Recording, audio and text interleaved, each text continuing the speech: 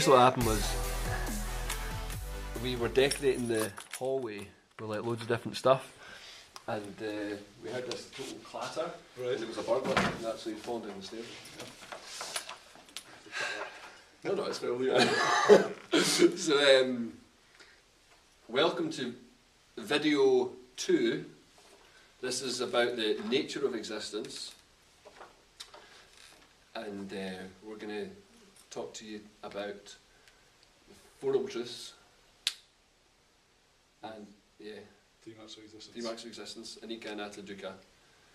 Let's get on it. So, 4 Noble Truths. Where do we start? Life is suffering. All life is suffering. Whether it's mental or physical. Well, that's it. It's about how do you define suffering, and what do you think suffering is? And so, like you say, suffering is mental and it is physical. But for Buddhists, it's like a bit different, because they think that like everything can ultimately cause you to suffer. Mm-hmm. So it's a sense of unsatisfactoriness as well as physical or mental pain. Mm-hmm. And it's as much about, because no matter what you get, what you're thirsting for, what you're craving for, ultimately it's going to like break or get old, or you're going to change your opinion about wanting it. Yeah, yeah. And then you'll be back to square one in this cycle of suffering. Absolutely, yeah. And I suppose that's what Siddhartha, that's why he left the palace. Yeah, yeah. He had everything in the palace. Well, all material, like life of luxury, material goods and stuff. And yet there was still something missing. He felt a sense of unsatisfactoriness, and he had to go and see what it was like elsewhere. Mm-hmm. And Buddhists, I suppose, would say that that's the same today. That people, even no matter, like, you remember Paris Hilton shaved her head, what was that about? Yeah, yeah. Like, she's got like everything, she's got all the money you can think of, she's got fame, fortune, and then but she just doesn't seem like a happy person. That's it, yeah, yeah. Britney goes ballistic. In these shocking pictures, bald Britney wields an umbrella at a photographer. She just unloads. Please, guys, don't do this. The newly shorn Spears, wearing a white hoodie, shorts, and sneakers, is peeved as she pushes the umbrella through the passenger side of the paparazzo's SUV during last night's rampage. The 25-year-old became enraged outside the Tarzana, California apartment where her soon-to-be ex, Kevin Federline, is staying. The two reportedly spent 45 minutes talking about custody of their 2 sons. Something missing. So that's the first noble truth is dukkha. It's that all life is suffering, but that's a universal thing. So that's no matter who you are, no matter where you are, no matter when you've lived. That's something that's about the nature of existence. That the existence is suffering. Yeah, absolutely. I think it's depressing. On the surface, it seems depressing. It's often called a pessimistic religion. It does seem like that because they talk about suffering. A lot, absolutely. Bang on about suffering quite a bit. But actually, ultimately it's quite an optimistic thing, because it shows you a way to overcome that suffering. So it gives you a method, a way to realise that the suffering's there and to overcome it and become, well... Not in suffering. Not in suffering. I suppose it's like the first thing you need to admit is that there is a problem. Yeah, you know, like you hear about, maybe not a good analogy with Alcoholics Anonymous, but they say the first thing you need to do is say, no, you've got a problem. Like Gamblers Anonymous, the first thing you need to do is accept you've got a problem. That's it. So it's because it's kind of the same thing, that you are hooked to things that do not make you happy. Yeah. You're addicted to things that do not make you happy. Yeah, and if you're in denial of that fact, Aye. you're never going to be happy. Yeah. Which brings us on to the second noble truth, which is why are you unhappy, and what is the cause of this suffering? Which is selfish craving. Yeah. Or desire. Desire, selfish craving, yeah. Marshmallow. Cupcakes. Chocolate. Ooh, double chocolate. New flavor, triple chocolate. Ooh, macadamia nuts. Horse duvers. Pancakes. Money. Barbecue. Attachment to things, even. Yeah, attachment to things that you think are going to be permanent, Yeah, yeah. or even yourself thinking that yours going to be permanent, but in actual fact, no. There's nothing permanent about you, according to Buddhists. Even your opinions about things are going to change. Right? Not only week to week, moment to moment, probably. You know? Yeah.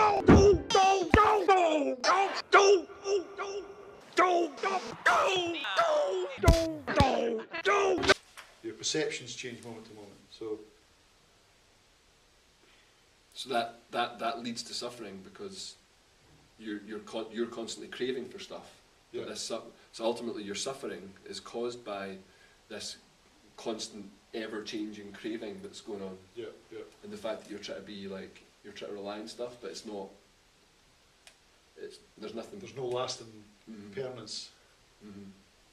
Yeah, and it's even you get things that you think will bring you happiness and will end the suffering, and they might do for a little while, Mhm.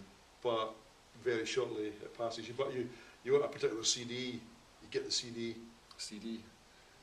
whatever, Right, for or you them, download. Oh no, I was going to say, they'll be like, what's a CD? You download your MP3s and Getting your iPad. your iPad. That's twice I've that's it. mentioned an iPad. I must want an iPad There subconsciously. you go. Or your iPhone, and you play that song for 3-4 weeks and you love it. You tell your pals about it, and then 3-4 weeks later you're thinking, right, what other album can I get now? Gangnam Style. Exactly. It's Gangnam Style. Tana. Suffering is caused by craving. Yeah. For, Just Dana. for example, Gangnam Style. Yeah, yeah. Everybody was going mental for it. That's right. Now you can't be And then they're bored with it. bored with it. Oppan Gangnam Style. Gangnam Style. Yeah. Which causes suffering. Absolutely. So the good news is suffering can. Were you going to say something else about suffering? Well, I was just going to say that there's a feeling maybe, especially here in the Western world, Oh yeah. we think maybe that that means that we can't enjoy anything in life. Mhm. But I think the key distinction is, the key thing is that you can enjoy things in life, but you just can't become attached to them. If you become too attached to them, that will lead to suffering. Aye, Buddhists are not saying you can't be happy for short moments of time. It's just Yeah. that you need to be realistic that they are short moments of time. Yeah, and that they'll change or Yeah. die or fade Yeah, or whatever. exactly. And Buddhists can have attachment, Yeah, like to people as well, and friendship and lovers and all that stuff. Well, maybe not lovers, depends on the type of Buddhist you are. But yeah. you need to accept that ultimately, in the grand scheme of things, it will cause you to suffer, Yeah, because even the people you love are going to get old. And that's it. But this suffering can be ended. that's the good news. So the good news is the suffering can be ended, and that's kind of is the third noble truth, isn't it? Yeah. It's kind of like a thingy of the brow, a wipe of the brow. So Yeah, don't absolutely. worry. Yeah. Well, it's like this thing. What's it they say? They compared it to having a disease. Yeah. That's a good And then, analogy. Yeah. So So the disease is caused by. that's the diagnosis. No, Yeah, so it's yeah. like you've got a problem. Yeah, It's caused by this. yeah. Don't worry, there's a cure, Yeah, and here is the cure. that's it. Yeah. That's a really good analogy that I've seen written down in papers before, that people talk about the Buddha as a doctor Mhm. and the Dhamma, the teachings, Yeah, as being the medicine, yeah. and then the Sangha as being like the nurses Right. Okay. that help administer the medicine. That's a That's-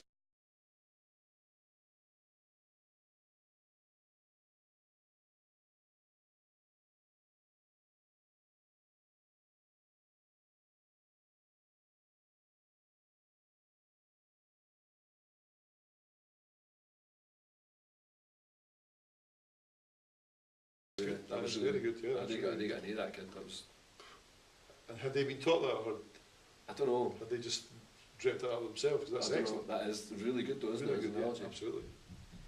Um, The Sangha being the Buddhist, the community of The Buddhist nurse. monks and nuns. yeah, And so on. yeah. They're like the nurses. The they're like nurses that doctor. help and support and care for you. Yeah.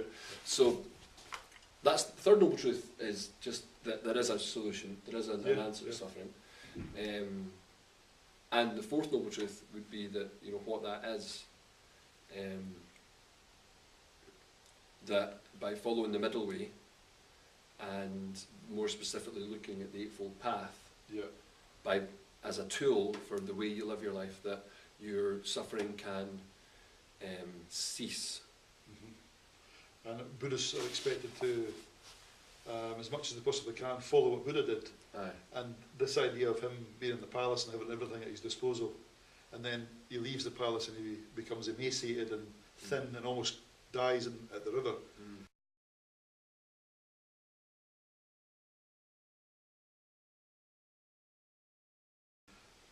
He realises that he can't have too many extremes of pain or too many extremes of pleasure. He has to have something in the middle, and that's the middle way, That's the middle which way. is what the Eightfold Path Aye. leads to. Which, teaches. which is what it's all about. So it's almost like it's a solution Yeah, to your suffering. And but the four noble truths. See if you can just get your head around that, and please just rewind this and watch this again if you can. yeah, You need to understand the Four Noble Truths, because it's totally central to all Buddhism. absolutely. Yeah, So all life is suffering. Suffering is caused by craving. It can end, and you can do that by following the middle way, Eightfold Path.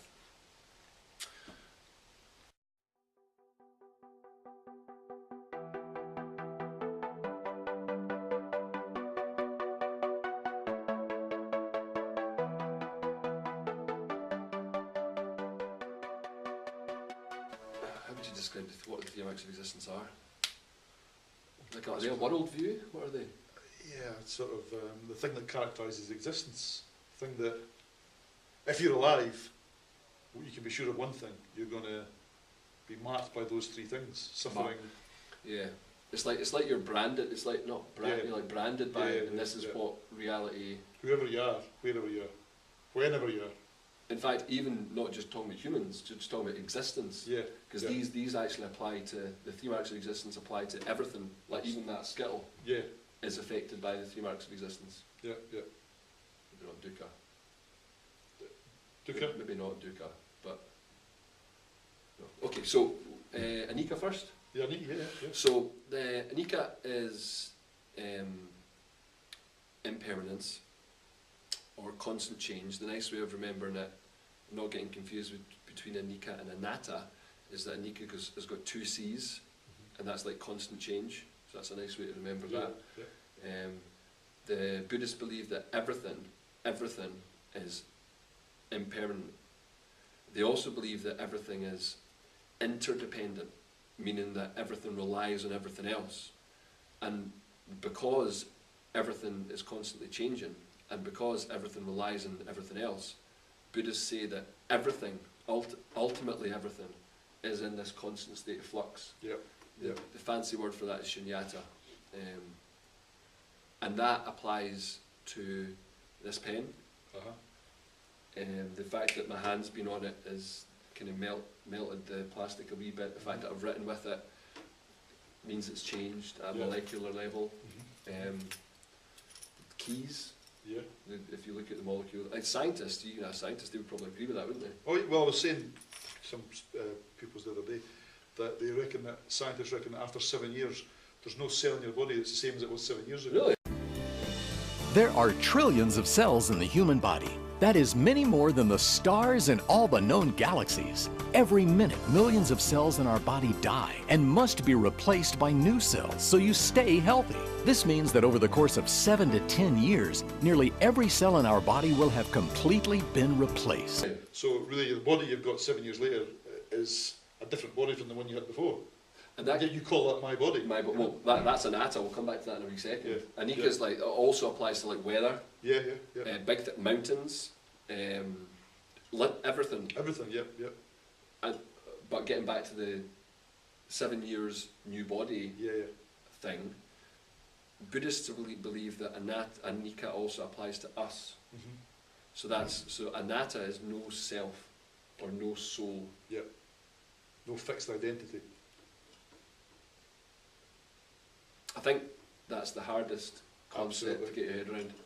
That's the exact phrase I use myself when I teach it to the kids. Is that for us in the West, we find it so hard to accept the idea that our identity is just an illusion. I feel most beautiful when I feel most empowered. For me, feeling beautiful is really about being in my body confidently and knowing that I'm worth it, and that I don't have to shy away from who I am or what my gifts are. Beauty comes from knowing who you are. Because we're so convinced that we are who we are. Personhood, ego. Yeah. It's almost, it's like you can accept it with a plant. Like sometimes I do that with the kids. I get a plant out and we're like, can you see how there's constant photosynthesis going on in the plant and moves away. So like this plant here, like constantly, you could argue it's like constantly changing. Yeah. It's constantly drying out. It's constantly needing water and all that stuff. Yeah. And it's even me touching it is changing the plant, kind of. But it's much more difficult, I think, in your mind to accept that is true of, yourself. Yeah, absolutely. But in saying that, me compared to how I was 5 years ago is way different. My body's changed, my hair's obviously changed, my features have changed, but then my likes and opinions, I've become a father, so that's changed me. It's like, I don't like the same stuff, I don't like the same people. It's the same for all of us. We change all the time, And one of the things you don't see it happening. For example, But your beard my beard, for example, has grown. Yeah, exactly. That's right. You don't see it growing; it's just there all of a sudden. Aye. And if you look at old photographs of yourself and compare yourself to what you're like now, big difference. You see it then. Yeah. But the changes happen at a level that we're not aware of. And so we convince ourselves that you're not changing. It's real. Yeah.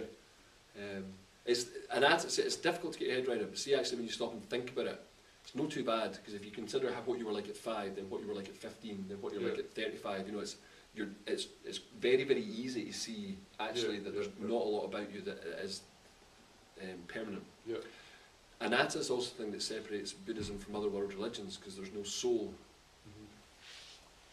I know what you're going to say. What they're thinking right now is what gets reborn. Yeah. So what gets reborn is your consciousness, not your soul, but your consciousness is like a flame.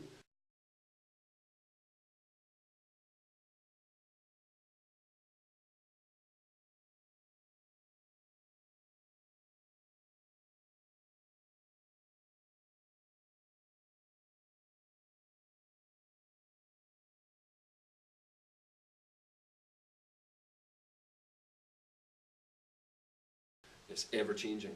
We'll come back to that when we do the next unit, which is the nature of human beings. We actually look at the 5 skandhas. Yeah. So that's anicca, is constant change. Anatta is no self or no soul. No soul. Yeah. And then we've got the last one of the 3 marks is dukkha. Which in a nice way is what we started with. Yep. Which is the first noble truth, which is suffering. Yeah. So we've kind of came full circle. Like a wheel. Like a wheel. If you play it in a loop, I'm just like... so dukkha is because of us constantly changing, and because of us, like we spoke about before, there being this illusion of self, we're constantly trying to crave for things, suffering's caused by craving. Dukkha is the final mark of that, and it just says, as we've spoken about already, that all life is suffering. Yeah. And suffering comes in different forms. Yeah. So if you want to know more about dukkha, you could probably just rewind the tape and watch the stuff at the start again. Absolutely. Yeah. It's good for 3 marks of resistance and for the 4 noble truths. Well, they're all link in. Well, the whole of Buddhism really all links together. Yeah. It's just about seeing the whole picture. Aye.